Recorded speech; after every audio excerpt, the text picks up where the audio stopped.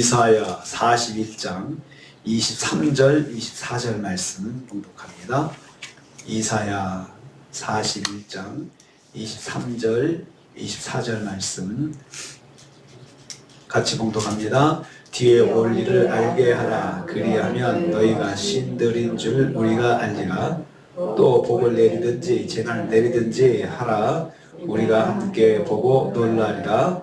보라, 너희는 아무것도 아니며 너희 일은 허망하며 너희를 택한 자는 가증하니라. 아멘. 아멘.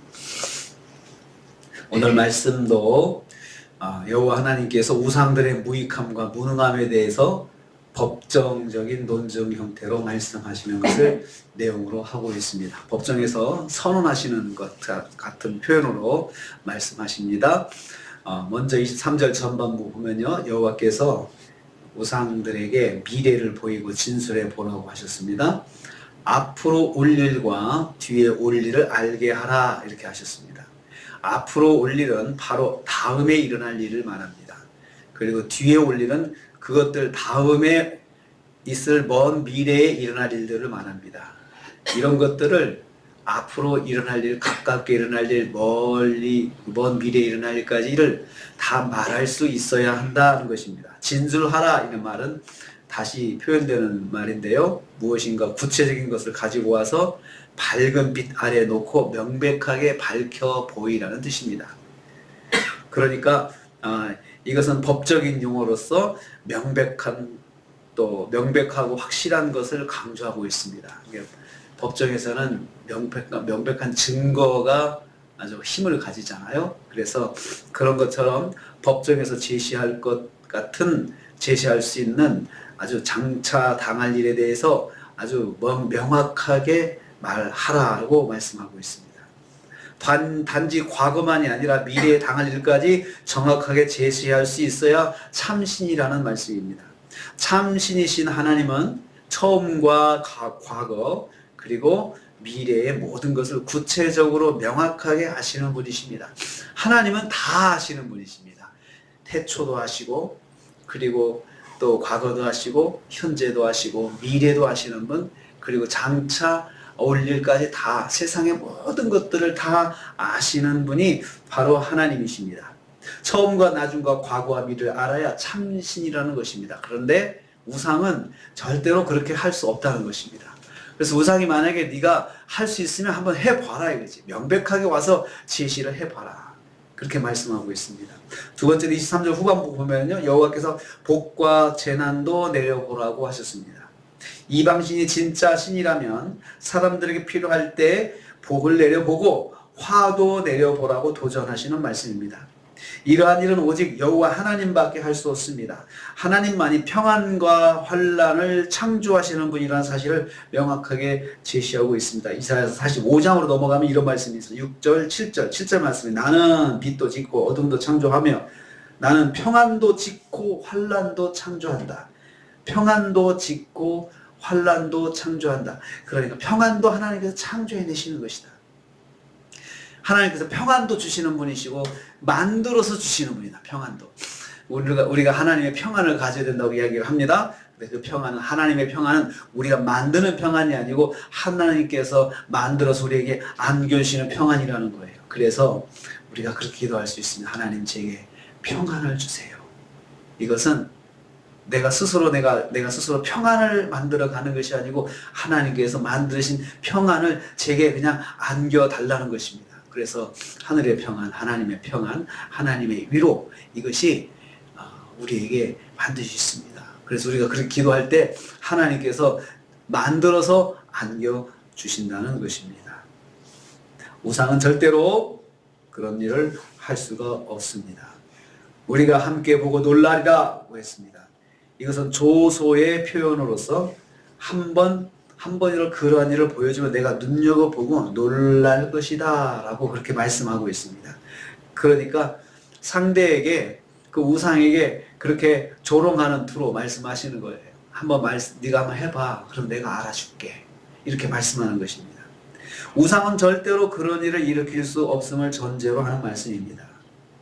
우상은 그런 일을 할 수가 없습니다. 우상은 태초의 일, 가까운 미래면 미래에 대해서 무능한 존재입니다. 무능한 존재입니다. 24절 말씀 보면요, 여호와께서 우상들의 무가치함을 선포하십니다. 왜 그러냐? 무가치한 존재이기 때문에 너희는 아무것도 아니라 라고 하셨습니다. 아무것도 아니라는 말은 없는 존재라는 것입니다. 없는 존재. 너희는 아무것도 아니야. 없는 존재예요. 없는 존재가 무엇을 주겠느냐 이거예요. 평안을 주겠느냐. 없는 존재가 만약에 있다면 한번 해봐라. 네가 한번 가까운 일도 이야기해보고 먼 미래도 이야기해봐라 라고 그렇게 말씀하시면서 사실은 너희는 없는 존재야 이렇게 선포하십니다. 그래서 우상을 섬기는 것은 허공을 의지하는 것이 됩니다. 너희 일은 허망한 것이라. 너희 일은 허망한 것이라고 했습니다. 너희 일은 아주 많은 노력과 공을 들여 행한 일들을 말합니다. 우상을 섬기는 데 있어서 거기다가 노력을 들이고 거기다가 공을 들이고 해가지고 우상 섬기는 사람들 그렇게 하는 거 봅니다. 절에 가면 얼마나 많은 떡이 있습니까? 그 많은 떡들 다 올려놓고 매일같이 새로운 떡을 올려놓고 정성을 들이고 하는데 아무것도 아니라는 거죠. 아무것도. 이사야서가 말씀한 것처럼, 이사야가 말한 것처럼 그냥 사람이 부어서 만들어 놓고 사람이 깎아서 만들어 놓고 그리고는 거기다가 절을 하고 실체는 아무것도 아니라는 것입니다. 우상을 섬기기 위한 정성이 아무리 많이 들여도 그런 정성들은 아무런 가치가 없는 일이 된다는 말씀입니다. 다시 말하면 한숨과 같은 아무런 가치가 없는 일이 된다는 것입니다. 너희들은 허망한 거다. 한숨을 푹푹 쉬잖아요. 헛바람이 우리가 나오잖아요. 그런 것처럼 아주 공한 것이다 라고 말씀하고 있습니다. 너희를 택한 자는 가증하다 선포합니다. 너희를 택한 자는 가증하니라. 우상을 숭배하는 자들의 실체를 말합니다. 그래서 가증하다는 말은 구역질 날 정도로 더러운 것을 말합니다. 우상을 숭배하는 것은 정말 구역질 나는 더러움에 젖어 들어가는 것이야. 더러움에 빠지는 것이야. 아주 구역질 나는 것 같이. 그래서 귀신은 더럽습니다. 귀신 들린 사람들 성경에도 표현이 됩니다. 귀신 들린 사람들 불 속에도 들어가고 물 속에도 들어가고 이것저것 가리자고 막 뛰어들고 위험한지 그것이 죽음을 향해 가는 건지 알지 못하고 무분별하게 뛰어듭니다. 우상 숭배하는 자들은 역겨울 정도로 더러운 자가 된다는 것입니다. 아주 더러운 그런 더러움 속으로 빠져 들어간다는 것입니다. 오늘 말씀에 우상에 대해서, 우상 숭배하는 거에 대해서, 그리고 우상에 대해서 말씀했습니다. 아무것도 아니다. 아무것도 할 수 없는 존재다. 그럼에도 불구하고 세상은 우상에 빠져 있습니다. 절을 하고, 돼지머리에 절을 하고, 우리 사회가 얼마나 그러한 것들이 그냥 이제는 일상화되어 있지 않습니까? 그래서 방송에 보면은 그 사람들 점 보는 거, 뭐 하는 거, 이런 것들을 그냥 끼워넣기로 이렇게 보여주면서 그것은 그냥 해보는 거야. 아무것도 아닌 것이야. 그렇게 말하면서. 교회를 말하고 성경을 말하는 것은 그렇게 철저하게 차단합니다. 그냥 끼워넣기라도 말을 하지 않으려고 그래요. 그런데 우상에 대한 것들은 그냥 공공연하게 쑥쑥 보여주면서 그렇게 방송이 그렇게 세상 사람들을 현혹을 합니다. 그러나 오늘 성경은 우리에게 말씀합니다. 그것은 없는 존재다. 아무것도 아닌 것이다. 우리 대한민국이 우상과 그런 그 귀신, 그 악한 귀신을 섬기는 그런 일들을 그냥 공공연하게 지금 유행하는 것입니다. 교회를 사람들은 가지 않으려고 그러고 사람들은 교회를 욕하면서도 그 절하는 거에 대해서 아무 말을 하지 않아요. 이게 바로 사탄의 장난입니다. 교회에 대해서는 철저하게 차단하고 그리고 그런 죄악된 것에 대해서는 공공연하게 그냥 아무렇지도 않게 스스로 사람들에게 보여주면서 노출시키는 것, 이러한 것들이 정말 우리 한국에서 이런 그 그런 방송에서 하지 않도록 기도해야 할 것입니다. 찬송가 하나를 틀어도 사람들은 따집니다. 방송에서 찬송가 나왔다고. 그런데 그런 거짓된 영들을 섬기는 일에 대해서는 스스럼 없이 이야기를 합니다. 이게 세상의 흐름입니다. 이사야 때도 그랬습니다. 이사야 선지자 활동할 때도 거기가 하나님의 택한 민족이 있는 곳인데도 불구하고 하나님의 전이 있고, 그리고 거기에는 또 제사장들이 있고 또 서기관들이 있고 율법사들이 있고, 그럼에도 불구하고 우상이 팽배했습니다. 우상이 팽배했습니다. 그래서 하나님께서 그 우상들에 대해서 답답한 심정으로 말씀하시는 거예요. 한번 나와봐라. 네가 너도 한번 제시를 해봐라. 이렇게 말씀하는 겁니다. 오늘 또 저희가 한 주간을 또 시작합니다.